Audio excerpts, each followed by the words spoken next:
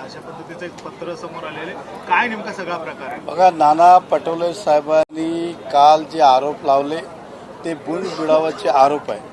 आमचे राजकीय शत्रूंनी एक हेडिंग टाकून भूमाफिया असं पत्र मान्य मंत्री महोदयांनी दिलं. तोच मंत्री महोदयांनी पारदर्शन सांगितल्याची इन्क्वायरी करा. असं कुठलंही आमचं कंपनीचं किंवा माझं स्टॅम्प ड्युटीचं कुठलाही घोटाळा नाही, काही नाही, एकदम पारदर्शक आहे. आता जे बोलतात की ते फायदा पोचवण्यासाठी सरकारने केलं, तर ते एम्युनिटी स्कीम आणलेली तर कोणी आणलेली? त्यावेळी नाना पटोलेजी सभापती होते आणि महाविकास आघाडीची होती.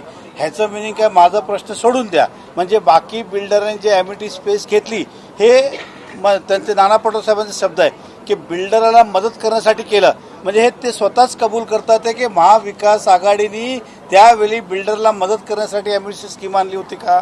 हे त्यांनीच खुलावा करा. हे सगळे आरोप या आपल्या माध्यमातून महाराष्ट्र जनता सांगतो, हे बिनबुडावेचे आरोप आहे.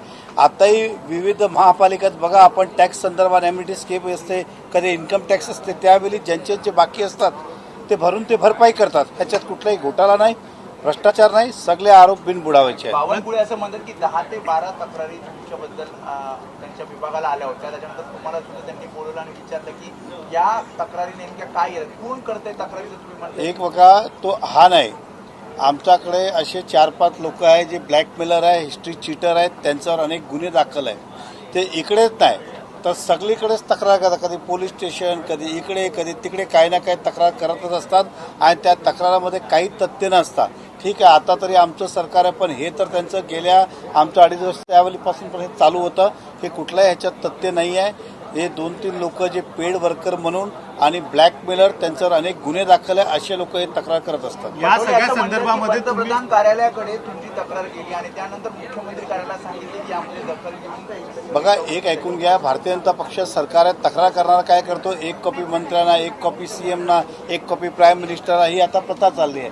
आणि आपलं सरकार त्या तक्रारीला महत्त्व देतो म्हणून ते संबंधित विभागाला फॉरवर्ड करतात, चेक करा. आणि ते सगळ्यांनी चेक करून झालं. आणि कुठल्या बाहेर राहिलं प्रश्न 10-12 तक्रार, तर मी माझ्या आयुष्यात एकच जागा माझ्या नावावर होती आणि तेही कधी आमदार व्हायचं अगोदरचं होतं, तेही आम्ही भरून करून मोकळं केलं. आमचं कुठलीही अशी थकबाकी नाही आहे. म्हणजे मुद्रांक शुल्क कुठलंच बाकी नाही असं थेट म्हणायचं तुम्हाला? 100% तर आहे. बघा, तुम्ही बघा, ते का सांगत नाही? हा सर्वे नंबर, हा हिस्सा नंबर, ते मोगम आरोप करतात आणि पत्रही मोगम आहे. तरी सांगा ना, ह्या जागेचं बाकी आहे.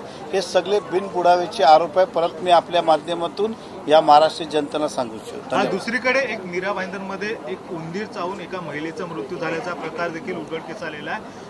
काय कसं बघता? कारण की महापालिकेचं खरं तर हे रुग्णालय आहे आणि अशा पद्धतीची गैरसोय होते. बघा, मी आता अधिवेशनात होतो त्यावेळी मला हे समजलं. मला याबद्दलची हॉस्पिटलला माहिती घेतलेली नाही आहे आणि हे झालेलं असेल, उंदीर चावल्याकरण झाला असेल तर हे 100% गंभीरच आहे.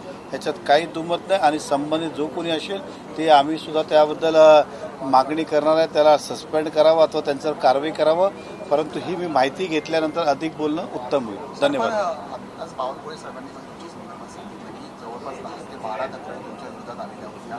त्याची चौकशी केला असता कुठलीही त्याच्यावर ठोस अशी गोष्ट आढळली नाही. मात्र जे तक्रार करतायत त्यांच्यावर जर तुम्ही बघा, त्यांची तक्रार काय नाना पटोले साहेबांची, तुम्ही पूर्ण तक्रार वाचा की मधल्या काळात बिल्डरला मदत करण्यासाठी एम्युनिटी स्कीम आणली गेली. तर ही स्कीम कोणी आणलेली? तर महाविकास आघाडीने आणली होती.